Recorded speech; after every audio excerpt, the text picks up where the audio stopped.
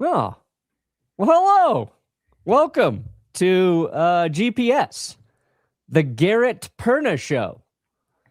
Tom can't be bothered to show up anymore, so I have replaced his ass.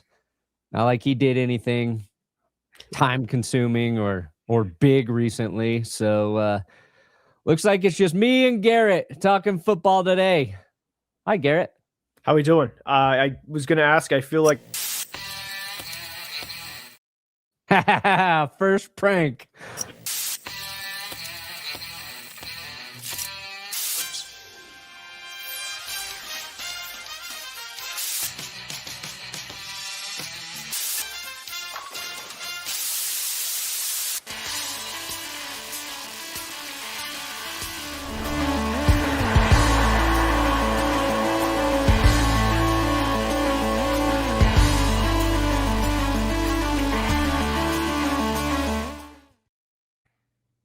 Okay, now we can speak freely, Garrett.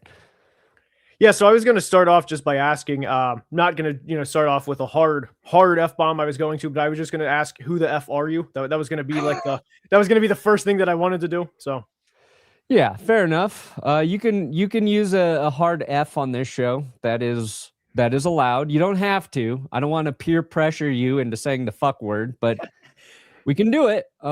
Yeah, huge win for Garrett Nation. If you don't know, Garrett, his YouTube channel, Football Analysis, he covers everything NFL. He's a Vikings fan, so God save his soul, but a lot of Vikings content as well. So make sure you check out Garrett's channel. Garrett going to fill in for Tom today. Kind of made this plan yesterday, impromptu, but I'm excited to have Garrett on, and we're streaming to Garrett's channel too. Fuck it, right? Huh, Garrett? We are. Yes, sir. I did forget we were streaming to your channel, so I said we could drop F-bombs without considering what your preference would be, so my apologies. I do want to talk to Garrett about the Vikings today. Obviously, that's where his expertise is, but the Combine's coming up this week. It started already. I don't know what the hell they've done so far, other than get some news nuggets. And that's also what I want to talk about today. There's always like some surprising sort of things that happen.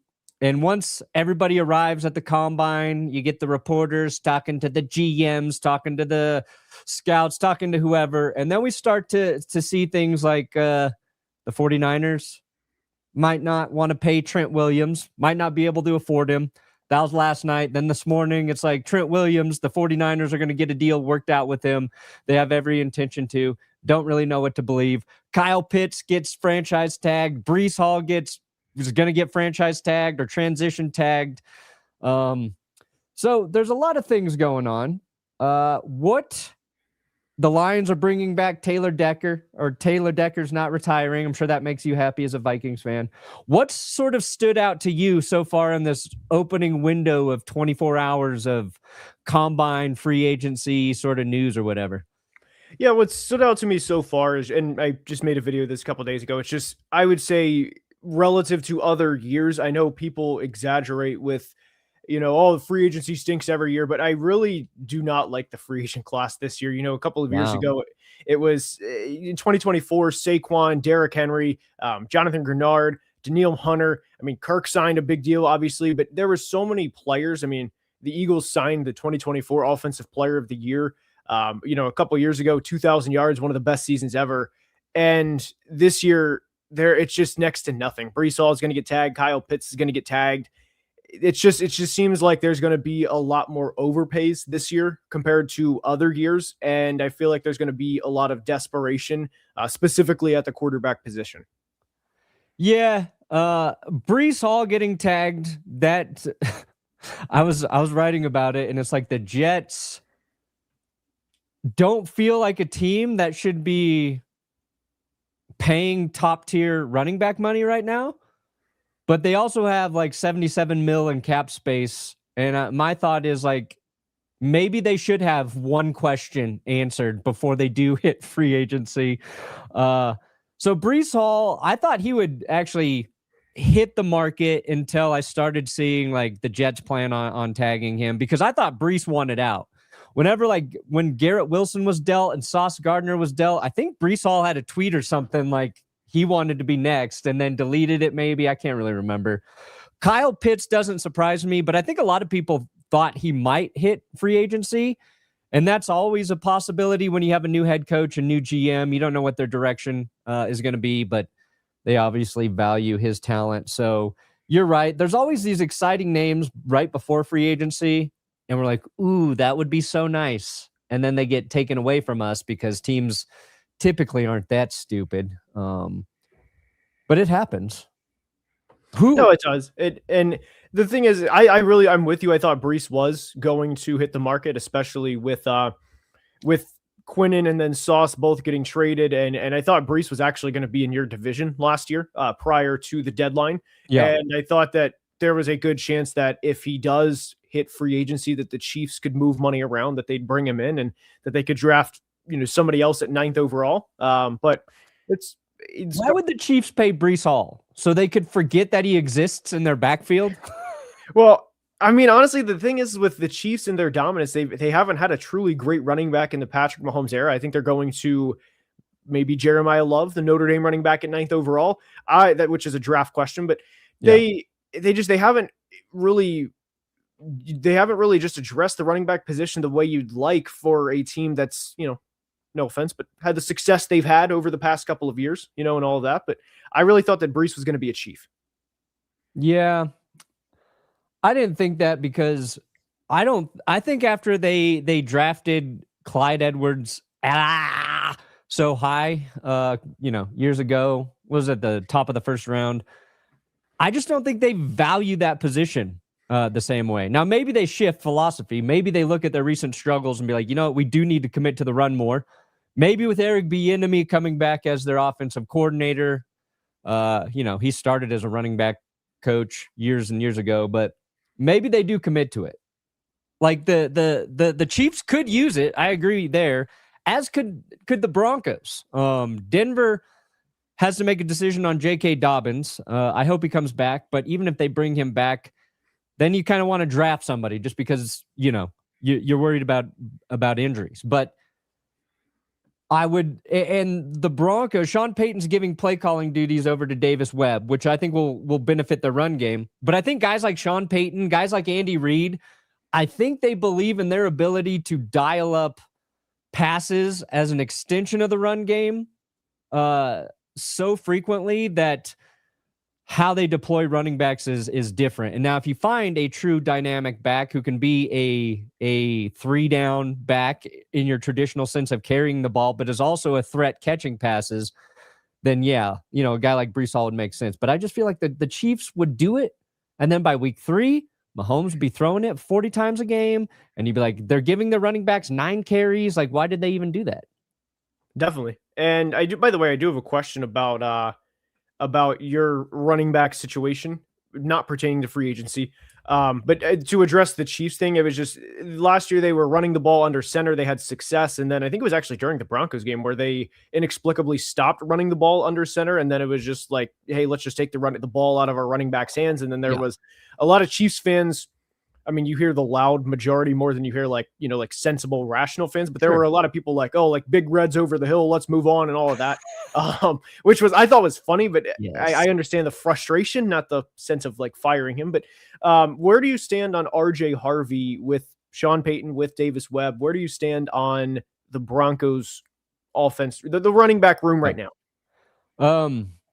They need to add somebody, but Harvey, because Harvey's skill set, I think his strength is as a pass catching back, as I think where we saw his sort of, and I don't even know if it's him versus just sort of the scheme, but he struggled as a between the tackles rusher in the middle of the field. He was great in the red zone, but consistently that's kind of where a deficiency was. Once JK was out of the lineup, like the Broncos struggled to run between the 20s. But he was also still incredibly dynamic catching passes. I think he's a versatile weapon. I think he could be utilized more, and it would be about getting your quarterback under center a little bit more to help out your running back, to help out your offensive line, and maybe that changes a little bit with Davis Webb, but I don't know if they need to go after somebody in free agency.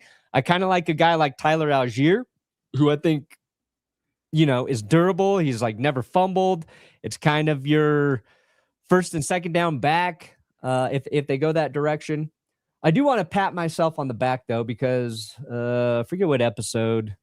I think, it's the AFC needs. I said the Broncos, like, in my opinion, was running back, tight end, and linebacker. And then George Payton yesterday said the three positions they're looking at are running back, tight end, and linebacker. Now, that's not rocket science. If you watch your team, you can kind of figure that shit out. But to hear him confirm it, Garrett, really, gives me a little credit as a certified ball knower at this point. I would agree. And the people generally, I'm reading the comments like on the side, so they've been seeing a lot of good comments, and they like when we collab. I do have to say that, to give you even more credit, that I asked you before the 24 season started, who was the best corner in the NFL, and you said Pat Surtain, and you also told Sauce to suck it, is what you said, and then he won the Defensive Player of the Year. So if we're giving credit, I mean, like, we gotta give credit where it's due.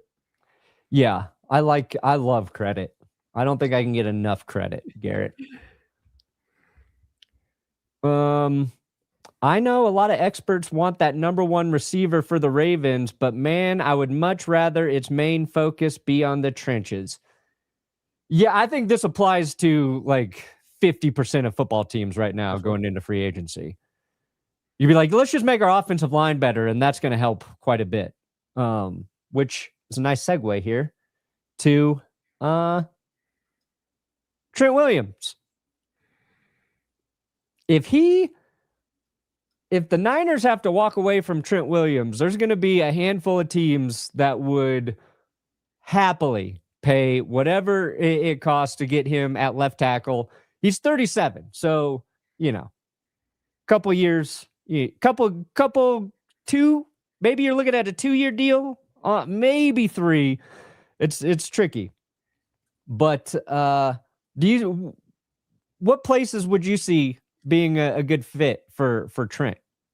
Chicago immediately comes to mind because they're a team that we saw last year. They invested a lot in the trenches. They actually had the Protector of the Year for the first award. Shout out Joe Tooney. And that makes a lot of sense. You have a young quarterback. You have, a good young quarterback that would need his blind side protected. And the Bears somehow they'd be able to figure it out. That would be a great fit. And who is the Bears left tackle right now? It was, Braxton Jones was who it was this year. And that was a good like on the spot, by the way. But there's a lot of teams. The Steelers, I don't know if they would, though, because they're kind of in a tough situation with Broderick Jones. I am not the biggest Broderick Jones guy, but he's entering year 4. That's certainly a team. There's the Patriots, of course, with the whole Will Campbell thing. I know that Vrabel said that he's not going to change positions. He's going to be fine. There were a lot of offensive line coaches and former players on Twitter basically saying Will Campbell will be fine. But if Trent Williams becomes available, are you going to decline that opportunity? So no.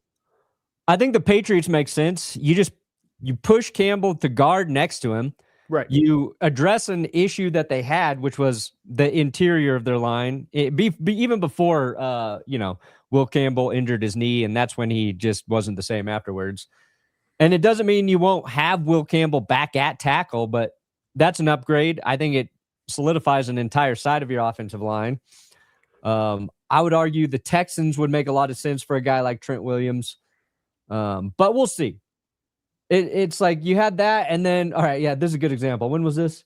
So 18 hours ago, Adam Schefter and multiple people talking about Trent Williams. And then this morning, John Lynch optimistic that the 49ers and standout left tackle Trent Williams can reach a deal. So probably he stays there. I liked this tweet here with Caden Ellis because his brother Jonah plays for the Broncos.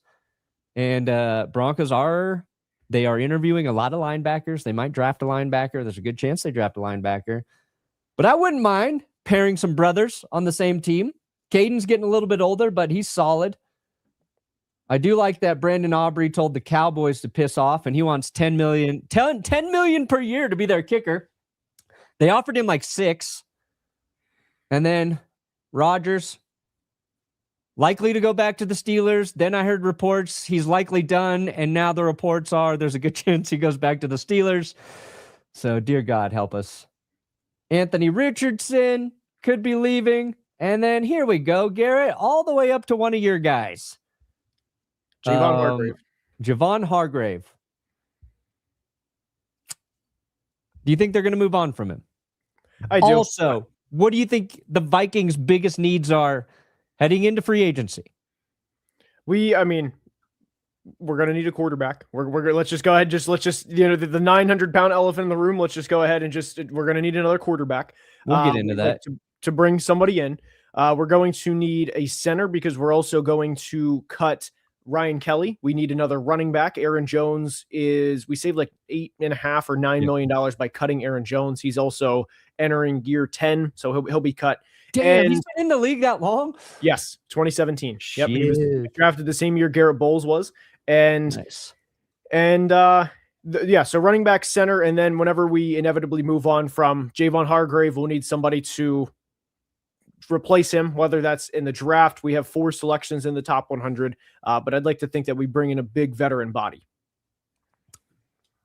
For your D-line? Yes, D-line. Yep. And who you should look at if he becomes available. John Franklin Myers. Not Zach Allen? I'd like Zach Allen. He's under contract. He's not going anywhere.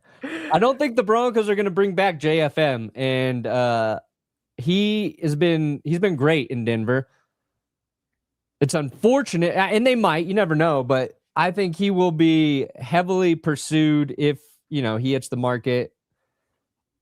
Probably increase his salary. But yeah, so those are kind of the nuggets happening right now. You're going to the combine, right? I am. Yes, sir. Everybody know that? Did I just break any news? So I might have said it on a live a couple of days ago. Okay. I tweeted it. It's out there. I'm very much looking forward to it. Like, this is big couple of days. Like, I'm the intern here on GPS. I'm going to the combine. There's going to be a couple of networking / steak dinners coming up. So I'm big couple of days for your boy. I used to pray for times like these, the Jordan meme. I'm living it. Like, it's nice. Very, very, very grateful. I do have actually the word grateful tattooed on my leg. So that's, I kind of want to show it, but it's also like kind of hard to get the leg up there. But, anyway, just, you do have that, but it's grateful. Good call. It's a really lame play on words that you decided to tattoo on your body. I don't know why you did it, but it was your body. It was your body. What's like your number one thing you want to try and do there? Like, obviously you want to be around players, you want to talk to some of the young guys going in to the draft, but like, what's the one big thing you hope to be able to do? Honestly, just meet a lot of people that I see like on Twitter regularly. Who's the person you want to meet the most? My guy, my guy Brett Coleman. I've never interacted with him several times, talked to him several times, never actually met him in person. So that's want to meet him. And then a couple people from ESPN. There's Dan Orlovsky's awesome if he's there. Amina Kimes if she's there. There's just Matt Miller if he's there. He's obviously big draft. The NFL Stock Exchange guys, Connor and Trevor. Meet them. They're good friends. So a lot of cool people. Who's your favorite draft guy? Is it Matt Miller? Or are you a Daniel Jeremiah guy? I do like DJ. I like DJ. I like Matt Miller. He does good work. The Stock Exchange guys both do great work. There's Marcus Whitman, that franchise guy, does great work. Brett and EJ do great work. So that's a good list there. I like whichever guy mocks the coolest player to my team. Yeah, of course. 100%. Yeah. So whoever that guy is, whatever year that is, that's who I gravitate to. Who is setting my expectations up to be destroyed the most? Where were you, by the way, in 2024 with the quarterback? Were you Bo the entire time? That's impressive if you were. Before the draft? Yes. Or were you a Penix guy? Well, I liked Penix. I liked Nick's, and it felt like they were the two most obtainable quarterbacks.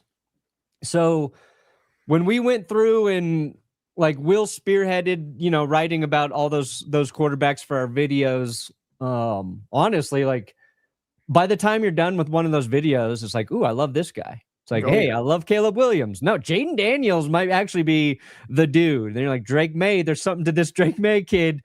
It's like JJ McCarthy could be all right. I think I probably liked Michael Penix a little more than Bo Nix, but I thought Bo Nix was more likely to be a Bronco, and I liked them both. I thought they were both, I don't know, a little underrated probably for what they had done. And the thing I liked about both of those players is they had a ton of college experience. I just think with Penix, if you watched him, you just kind of liked his deep ball, right? Like that's something he did really well at Washington. He just hung in the pocket and he would just down each of the sidelines. He could just drop dimes. He had Odunze, of course, so I think that helped a little bit. But yeah, it looked like Bo Nix was going to be the guy, and as it got closer, it just felt like that was the only option. And then, the whole process, though, from 2023 to now is just kind of wild. You had Sean Payton come in. Things did not go well with Russ. And then you get a quarterback, and then so you move on from the contract. So you have a rookie QB, but you don't have the rookie QB money on your salary cap because you're still paying Russ. So this is the first offseason where we have a rookie quarterback contract and the actual cap space and dead cap space to work with. So it'll be interesting to see how they approach it. They don't have like the most cap space this year, but I think it's like your future years you can really kind of plan out. But then, Bo Nix will be up for contract consideration after this season. So we'll see. But I think the offense will look better with Davis Webb. I'm optimistic there. By the way, there's the Vikings, because I was going to say there's a question on screen about, do I think KOC is right that McCarthy's problems are mechanics? I do. There were a lot of throws this year where JJ would, like whenever you like plant your feet as a quarterback and whenever JJ's arm would be like finishing the throw, his right or his, hold on, I'm left-handed, so it's opposite. His back leg would come through and like his back leg would be like a pitcher, like coming down the mound. And it was not ideal at times. So I think where I stand on JJ, I think is if you are giving up on JJ after 10 starts, despite showing actual flashes in the final couple of games of the year, but you're going to like, oh man, Sam Darnold's story is awesome. I don't think that you can like be in like both sides. Like I think you have to say like, hey, JJ's only had 10 starts. Yeah. He didn't play football for a year and a half, and the mechanics can easily be worked on. I mean, they're not just going to not work on mechanics for an entire offseason and say, hey, good luck, buddy. I'm optimistic heading into 26 that the worst is behind us. I find it hard to believe that it's going to get worse after, 10 starts, after an offseason of work, after an injury-free offseason because he had a torn meniscus in 2024. So I find it hard to believe it gets worse next year. Famous last words. Look, I'll take it. It can always get worse. Let me explain something. The two worst games that I've had this year, by far, like in the past probably 10 to probably 15 years, was when we went to Lambeau and we got our tail tucked between our legs. We lost 23-6. And then the following week we got beat by Seattle 26-0. And Max Brosmer threw 4 interceptions. Yeah. That was 6 points in 8 quarters. Those are dark times. Yeah. Kind of probably like a 70-20 game, It's like if you get beat 70-20, it's probably funny. We've got an episode about that coming out Friday. So kind of how that game sent the Dolphins and Broncos into completely different directions. But yeah, I think that was the Broncos' rock bottom was actually that game. So I've been there. I think you're spot on because letting I don't even want to say letting, but having Sam Darnold leave after the season he had, and then watching him win the Super Bowl, hindsight goes, that was stupid. That was really stupid of us to have a quarterback who won 14 games for our team, to have this coach who everybody unanimously praises, Did Cock win Coach of the Year? Was he Coach of the Year? What'd you call him? Cock. KFC. KFC. Yeah. Okay. Yeah, he had Coach of the First Year. I've heard that. Yes, he did win Coach of the Year. There were a lot of Cock won Coach of the Year. Yeah. And having that man with a quarterback playing really well, typically you keep those guys together. I think that's just a good formula for success, right? Good head coach, quarterback who plays well above average. But I think you address part of your issue in moving on from your GM, who has had bad history with drafts, right? And then maybe you can provide clarity here, because it was as if the Vikings didn't pursue Sam Darnold. They were fine letting him go, but is that because they thought they were going to have Daniel Jones come back to give him a transition period with JJ McCarthy? And then Daniel Jones leaves, and they're like, oh, okay, well, we're just going to have to go all in on JJ McCarthy. Do you think that's kind of how it played out? Because based on the way I've consumed the information, that was it. They were fine letting Darnold go because they thought they would have Daniel Jones. Then they both left, and they had a little bit of the opposite of buyer's remorse by not making Darnold like a competitive offer to stay.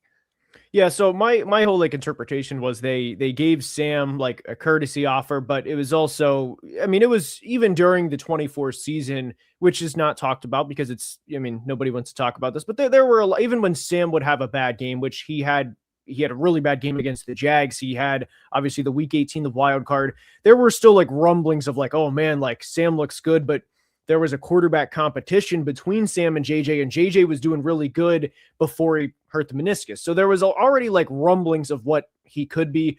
But after the season, the Vikings were just hey, here's a 1-year courtesy offer. And Sam's obviously from the West Coast. Seattle offered 3-year, $100 million deal. Yeah. We were never going to match that, obviously, because we had just invested a first round pick in JJ. And then pertaining to Daniel Jones, from what I understood, we offered the same contract or maybe $1 million less than the Colts. I think it was 1 for 13, 1 for 14. I think from what I understood, it's one of those two. But Daniel Jones and his camp was hey, we have a much better chance to start in Indy with that situation than we do here. And then, which already was we were already in on JJ entering this year. And then it was oh, well, if Daniel Jones knows that, then we're already kind of thanks, buddy. But good luck. And by the way, Daniel Jones, us letting him go, he was only on our practice squad. So the whole thing, for us getting criticism for that was guys, he was on our practice squad. Josh Rosen was also on our practice squad for a couple of weeks. Should have kept him. Yeah. 5 years ago, he was also on our practice squad. So it's if you want to get your Sam Darnold remarks in, you have every right to, considering he finished 10th in MVP, 4,300 yards, 35 touchdowns in 1 year. Go for that. But the Daniel Jones one, it was he was just, all he was doing was sitting in meetings. I mean, he was on the practice squad. So he was getting reps in. Great in those meetings. Yeah, right. But that's one where it was he had a choice and he went to a place where he thought he could play. So, and good for Daniel Jones. Unfortunately, the injury, of course, but unfortunately, good for him for succeeding when he had the opportunity. Well, and I think that's why both quarterbacks left, because they understood they had a better chance to be the starter in Seattle and Indianapolis, right? I think that's what it came down for them. I think the Vikings' mistake in what they offered, say, Sam Darnold, was saying hey, this is going to be your team. We are fine letting JJ, develop behind you. We're not going to be itching to get him into the lineup. And I think the conversation was yeah, we'd like to have you here. But things go bad.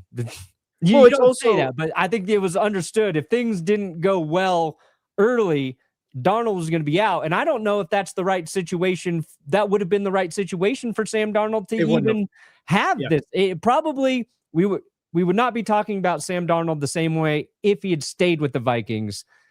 He went to the best situation for him.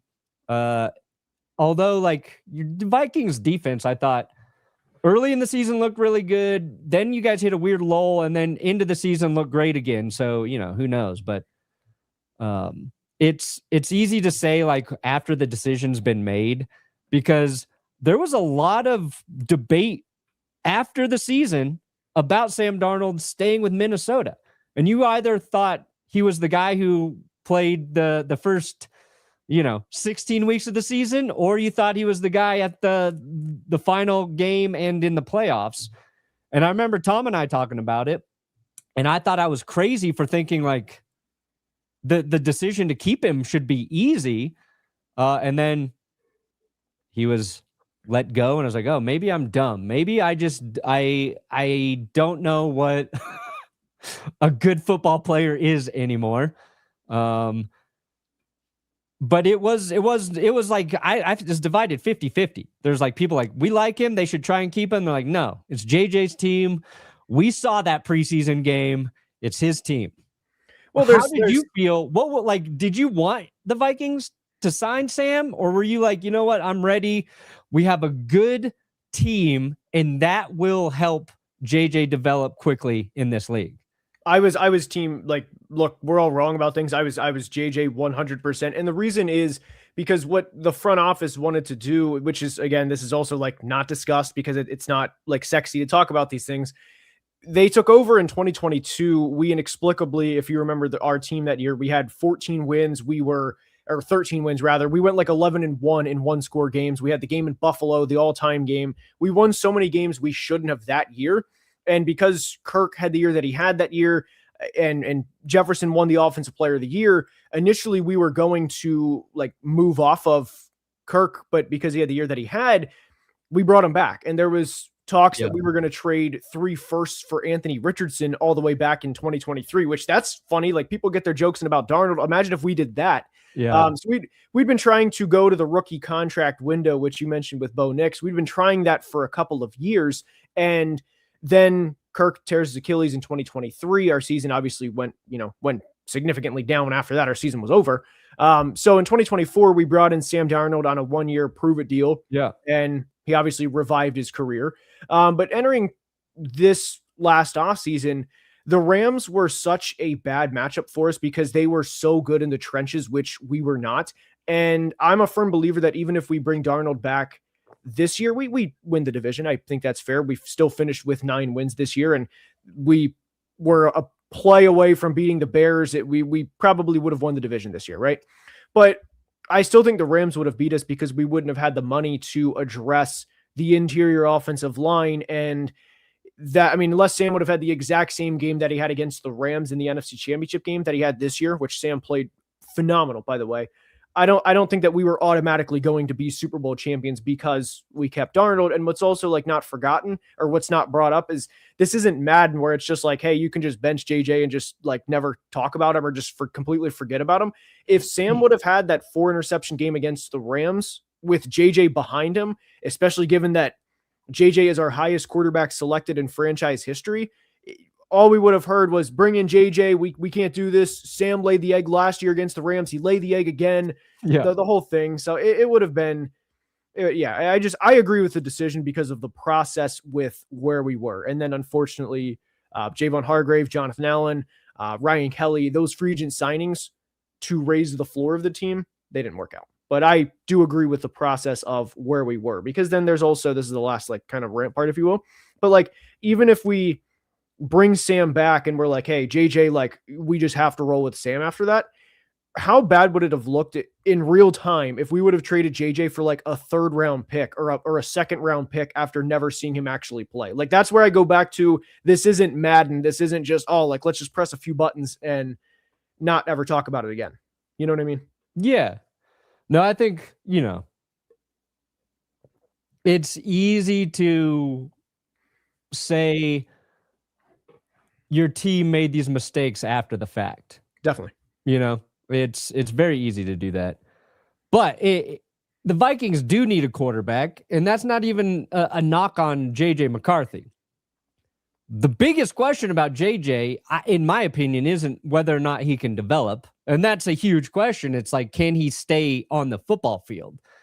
And you don't want to call players like injury prone, but like there's no way to get around the fact that he missed his entire rookie season and then he missed good chunks this year with 2 different injuries, right? So I don't even care if he sucks all of next year.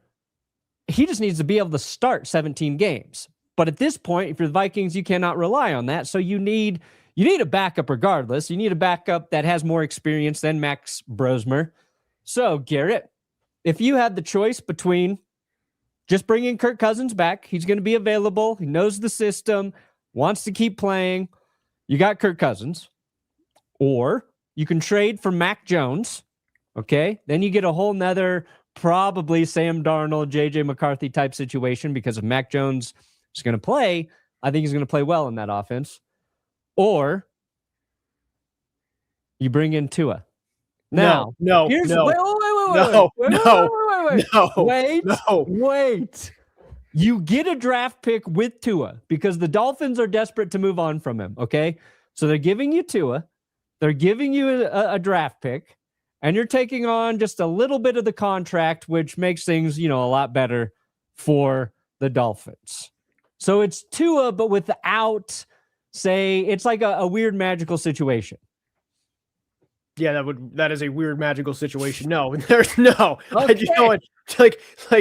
I'm not trying to be too disrespectful here, but just watch him play. I do not want him. No. Would you take Kyler Murray over Tua? I would take. Let me think of somebody here. Somebody that's going to make you laugh. I would take 2016 Paxton Lynch over Tua at this point. Just anything. Damn. You got to anything. I was trying to think of somebody. No, I do not. I know. No, but where I'm at right now.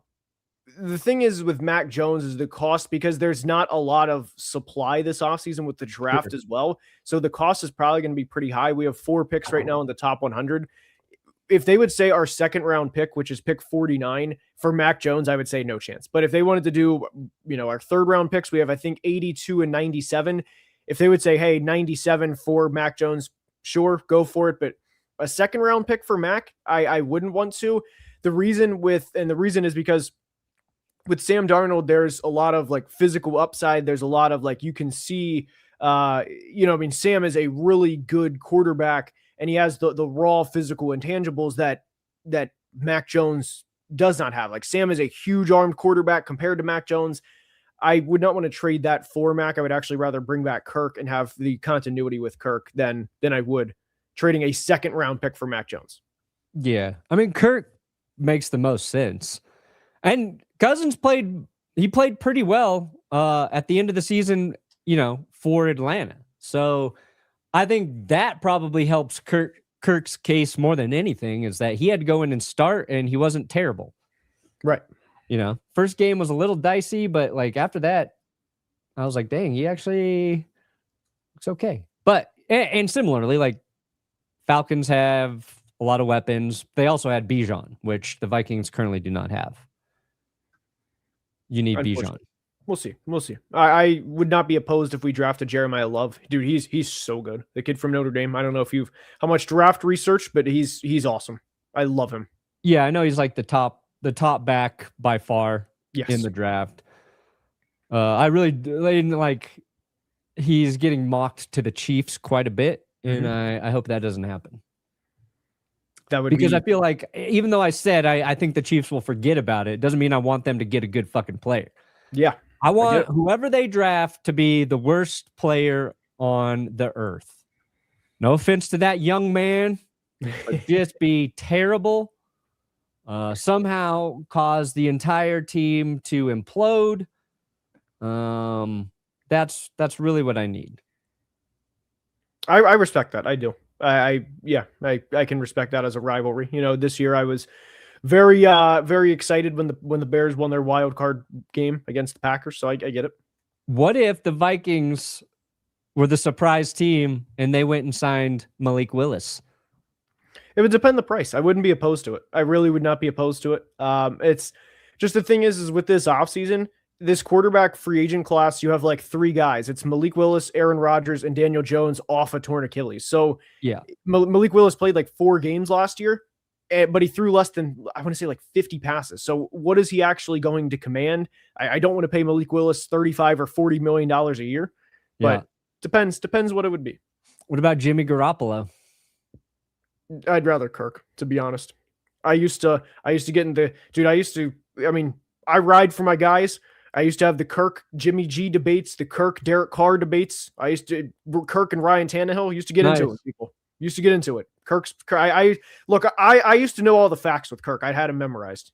There was, trust me, I got into it. Defending your Lord, Kirk Cousins. Look, you got to defend your guys. I agree. Dude, I made a whole video defending Russell Wilson. So there you go. I've been there. Ooh, Jameis. What about Jameis? I think didn't they give him a 2-year deal in New York? Isn't he back with the Giants for sure? What about Russell Wilson? No. Come on now. No. Sell me on him. Sell me this pen. Where is it here? Hold on. Sell me the pen. Sell me. Here, go ahead. Sell me on Russ. Give it to me. Give me the Russ spiel. And by the way, off of this, at what point were you like, oh my God, this is an all-time nightmare? How long did it take for you to get to that point in real time? I don't know. Pretty quickly, I guess. It was probably that primetime Colts game that I was at with Matt. It was Russell Wilson and the Broncos versus Matt Ryan and the Colts. And when you see a guy who just can't make a play to get you the win, you're just like, damn. Who wasn't it? Stephon Gilmore with the game-sealing pick? Yeah, I think so. Yeah, Gilmore had a really nice game. Yeah, because it was they had who the hell was open? Marvin Mims as a rookie. Marvin Mims, was he wide open? As a rookie. And Russ couldn't get to him? Yeah. Yeah, but these are all the guys, look how far Malik Willis is down there based on his salary. Yeah, this is just a hodgepodge of names. Yeah. I mean, look, Zach Wilson, absolutely not. No, yeah. Daniel Jones, he'll be back with the Colts. If Rodgers plays, it's going to be with the Steelers. Russ will land somewhere because somebody will need a veteran backup, but it might be a while before Russ finds a team. I think Mariota's a little bit underrated as a backup and a guy who could come in and help you win a game or two. I like Zach KJ Wilson. Hamler, by the way, not Marvin Mims. It was KJ Hamler. Oh, it was KJ. That's right. KJ, because he took off his helmet and started slamming on the ground. Yeah, KJ. But yeah, it's like Trubisky, that could be interesting. Bring Case Keenum back. Was Case Keenum there? He wasn't there when O'Connell was there, right? They were already. He was They never crossed paths. Another Viking Bronco. There's a lot of Viking Broncos.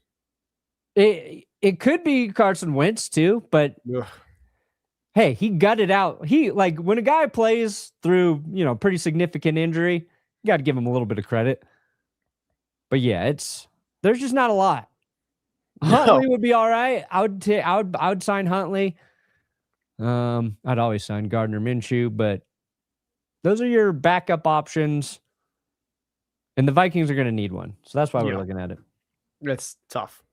Somebody asked about Anthony Richardson, by the way. Nice username, Spicy Meatballs. So I can know Spicy Meatballs are, that's just good. That's spicy meatball. Are you an Italian food guy? Do you like Italian?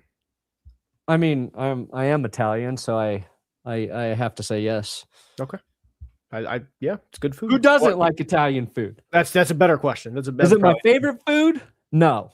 It's Mexican food. Okay. I would be all for Anthony Richardson. I would, bring him in. Day 3. Really?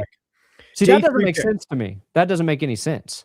Like he's not going to compete with JJ, but he's going to bring in like a 1 year, like 4th round, 5th round pick. Go for it. I don't think it's an exaggeration to say the most physically gifted player to ever play the position. Like he's up there. Him, Josh Allen, who else? You ever heard of John Elway? Idiot. Yeah, but John Elway. Ever heard of Josh Allen? But John Elway played with plumbers. John Elway played without an ACL, brother.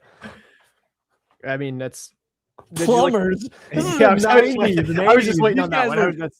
That was the only thing I had was the plumbers part. Oh, Tom's in here. What's up?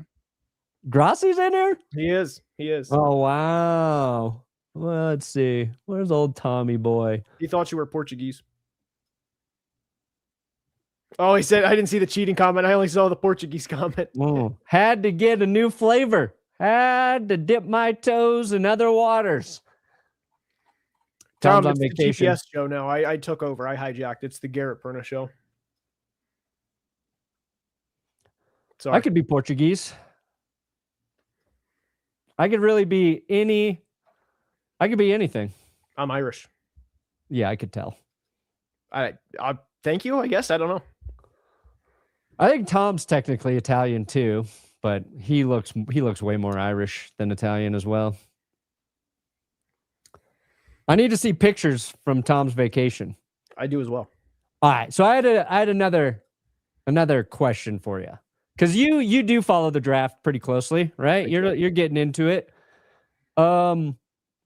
One, who do you want the Vikings to draft? Who's your dream scenario, your dream player there? Also, who do you not want to see the Bears, the Lions, and the Packers draft? Like, which guy going to your enemies would really piss you off? All right, so I'll go us first, mainly because, like, I get on PFF, do all the mock draft simulations, and you only post the ones that are like the best. Like, you don't post the bad ones. Like, that's, you know what I mean? That's a general rule. I don't think he's going to fall. I don't think there's any chance he falls, but Mansour Delane, he's a good corner from LSU. He's awesome. He is very sticky in coverage. I think he'll probably be a top 10 corner by the end of his second season. Love him. He's one of my favorite prospects in this class. More realistic, Avion Terrell, corner from Clemson. AJ Terrell's younger brother. Like him a lot. Oh, so nice. Jeremiah Love would also be good, running back from Notre Dame. We get any of those players, I'd be fine with. There you go. There's the PFF board there. If you go on down to player 16, Peter Woods, I think he's similar to Byron Murphy, Seahawks defensive lineman. He's very, very, very good. Now, for the Lions, since they pick directly in front of us at 17, it'd be bad if they traded up to go get either David Bailey. They're not going to get Ruben Bain, but if they got a premier edge rusher in this class, that would not be good. And I don't think that the Lions, I don't think it's unreasonable for them to make a big splash to get an edge rusher opposite of Hutch. But otherwise, the Lions are probably going to have a boring pick. They'll probably draft a tackle or probably a tackle, because I don't think they're going to draft I don't think they're going to draft a center. I think they might go like corner or linebacker. Yeah, they because who are the good linebackers up top? Oh yeah, Avril Reese not going to be there. No, Sonny Styles. Yeah. If a linebacker falls, that would be someone they might pursue, because they're going to lose Alex Anzalone, right? And their secondary just can never stay healthy. Like, right. If I were the Lions, I would have 60 defensive backs going into the season. I would ask the NFL to allow me to have an entire second 53-man roster, and it's just defensive secondary players, because they all get fucking hurt. Well, there's right now, just because it's like, NFC North. By the way, H. Brazzy, this is like one of my he's a really loyal he's one of my guys.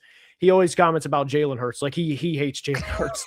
Every comment is Jalen Hurts. And he'll DM me. There he is. He'll DM me and just be like, he's a Ravens fan, so he'll talk about the Ravens, and then he'll usually have a signature at the end. Dude, Jalen Hurts sucks at the end. I feel like this is Scooter's burner account. But that's hilarious. No, but so there's talk about the Lions and Dan Campbell, and do they practice too hard, and that they're injured at the end of the year. So that there's rumblings around that right now. But anyway, I think if you're having those issues every year, I think it's a thing to address. The 49ers need to do it too. And I don't necessarily think it's about practicing too hard or too much. I think it's just about making sure your strength and training and medical staff is as good as it can be. Because when Sean Payton came in, they made a lot of changes there, and they went from one of the most injured teams every year to one of the least injured teams every year, albeit, sometimes your fucking quarterback breaks his ankle in the championship game with 2 plays left. It's football. Sometimes there's just nothing you can do to avoid some of those injuries. It happens. It's a violent sport. But yeah, I think that the Lions do need to address it. But would them getting another premier edge rusher opposite Hutchinson scare you more than if they got, say, the best linebacker or the actual best corner in the league or honestly, in the draft? Yes, because Hutch is so good. Like if I mean the Lions have so many playmakers on offense with Jameer and Amon-Ra and Laporta. It's just naming guys and J-Mo and David Montgomery. Yeah. Like you're just naming a list of great players.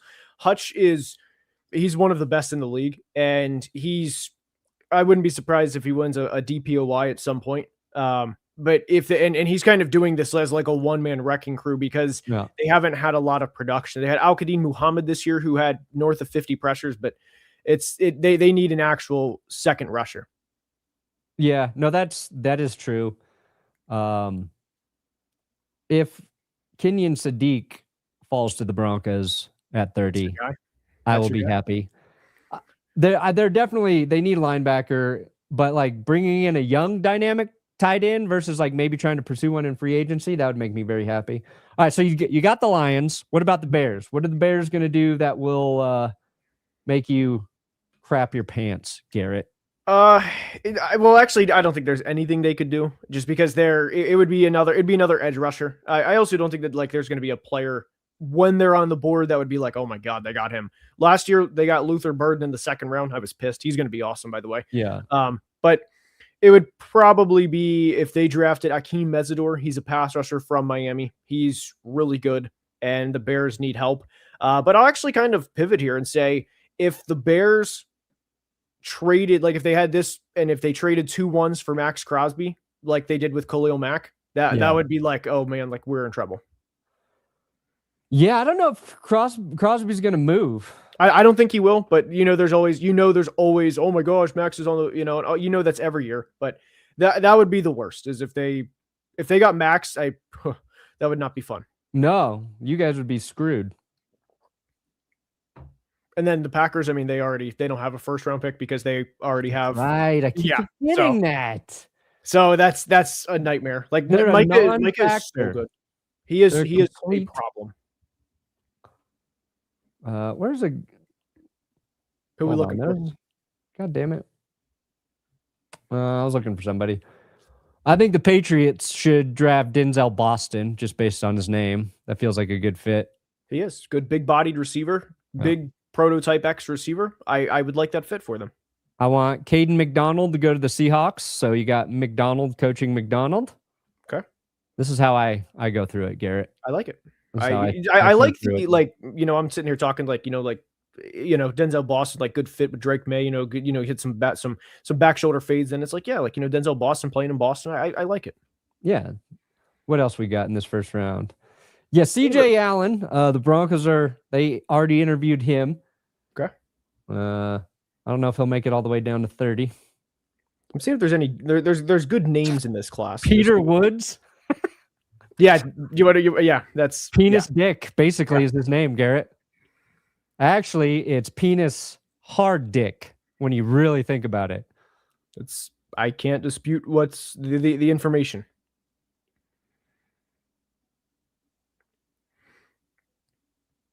Maui Goa. Tough name, but I think I got that dialed in. Francis Maui Goa. It's Maui Noah. Close, but it's Maui Noah. It's Maui Noah. Garrett, there's not an in there. I don't make the rules. I don't make the rules. See. Oh, by the way, scroll down to, if you're a movie guy, scroll down to player 58. You'll like this one. If you're a movie guy. I like movies. So scroll down to player 58. This is a name here. This is a name. Player 58. Right, let me see here. Ooh, I like Romello. He's good. Romello. He's good. That's a nice name. Romello. Chase Bizantits.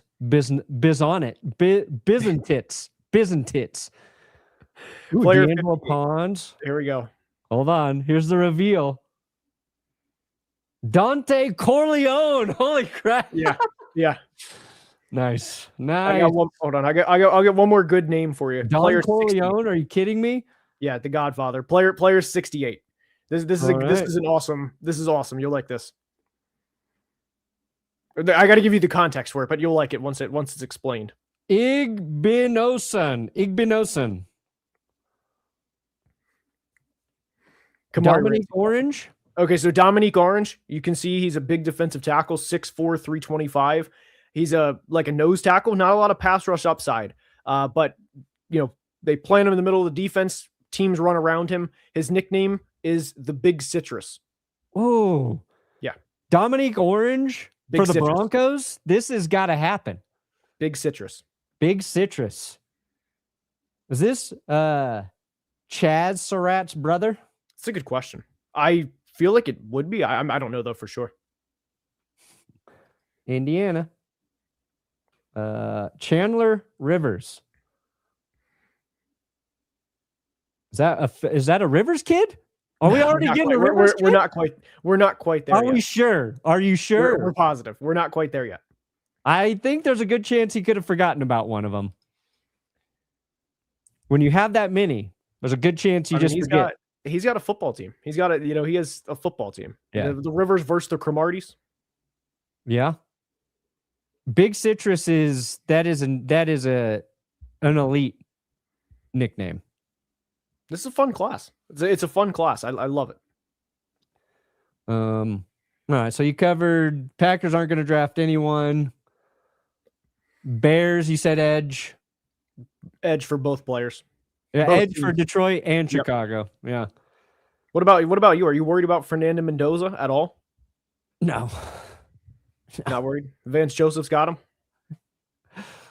Yeah, I mean, he might be good. He might develop into a very good quarterback. I just, at this moment in time, I cannot worry about the Raiders. Does it feel like they're doing the right thing? Yes. Do I think Kubiak will be the right guy? Yes. Am I worried about him this year? No. Maybe 2027, I'll be like, oh shit, the Raiders are starting to put it together. I'm more worried about what the Chargers are going to look like if their tackles are healthy and they get somebody, they get a player or two on the interior of that line. I was thinking like it would be kind of crazy if they signed Trent Williams and then you got Rashawn Slater, Trent Williams, and Joe Alt. Maybe you move Joe Alt in. Not saying he's not going to be their tackle ever, but like if you just had him as your guard and Trent Williams as your tackle, that would be kind of insane. And just have depth there in case one of those guys gets hurt again. And that's the thing with Trent Williams. He's older. He's missed time on and off a little bit, but yeah, the Chargers, I think the Chargers are always an off-season team, and I think they would have been very good this year had their line stayed healthy. And of course, they got Mike McDaniel coming in. I think their offense is just going to be better. But the good news is their defense might take a step back because they lose, Jesse Minter. So, by the way, there is one. I was going to say, I need you to read that one. Chandler is black, so he's not the child of Phillip Rivers. That's not true. Adoption. I didn't say it was from the same mother. There's a lot of ways this could work. A lot. So where do we stand on like the Chiefs? Are they done? Are they gone? I mean, you can't just say the Chiefs are gone. Let's talk more about the different women Phillip Rivers may have slept with. Okay. Chiefs. You can't say this. I talk about this on this. So this is an interesting segue. Let's hear it. The Chiefs. I think they'll be better next year. No, not the Phillip part. Okay, not the Phillip part. Okay. I think Phillip Rivers could impregnate Patrick Mahomes. Let's make Patrick Mahomes the first pregnant quarterback. I'm sorry. I've never broke like that on camera. That was finally got you. I finally got your ass. Yeah, that was a good one. That was a good one. That was a good one. Oh man. The Chiefs, they're gonna be better, but I think like the wild card is like, does Eric Bieniemy coming in actually make their offense more dynamic? Does any of their receivers not going to jail help them? I don't know, Garrett. Like, What are they going to do? I mean, don't Xavier know. Worthy needs to be healthy. That's he wasn't healthy this year, and Is that why he was just average?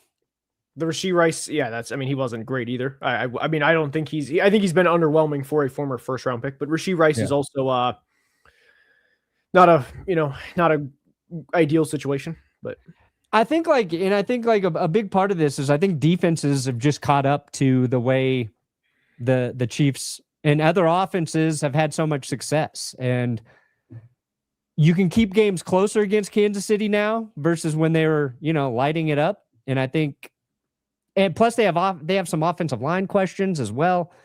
Josh Simmons going to be healthy all year. He might be very good if he can stay healthy, but they got some other issues. And Chris Jones is getting older. He's still great, but and Mahomes coming back from ACL. Do I believe he's going to be good? Yeah, but it takes time.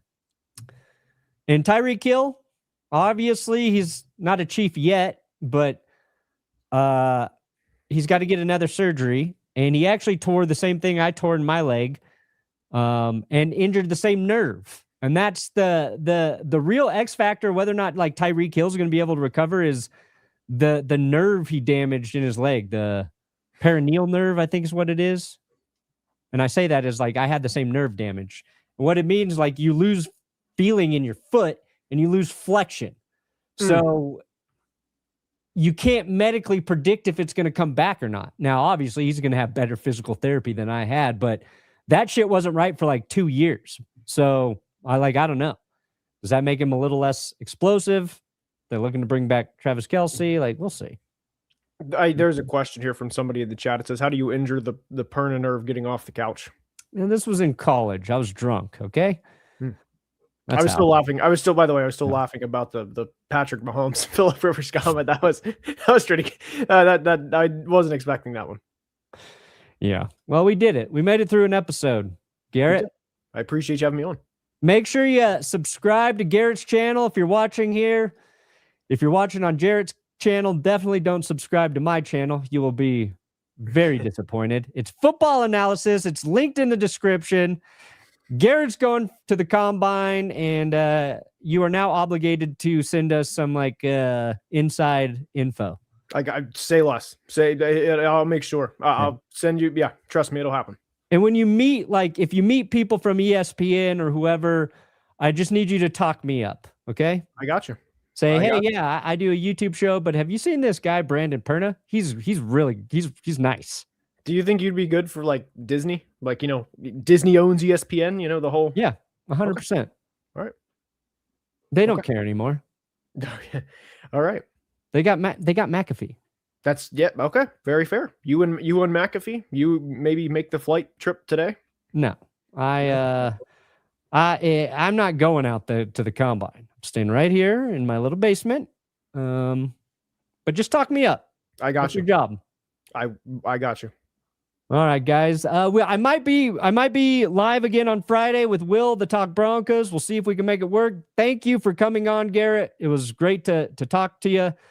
Beyond our tease that we did a month or whatever ago when I did. After the Packers lost to the Bears. Yeah, exactly. Appreciate it. Have fun at the combine, and we'll see you guys later. End stream.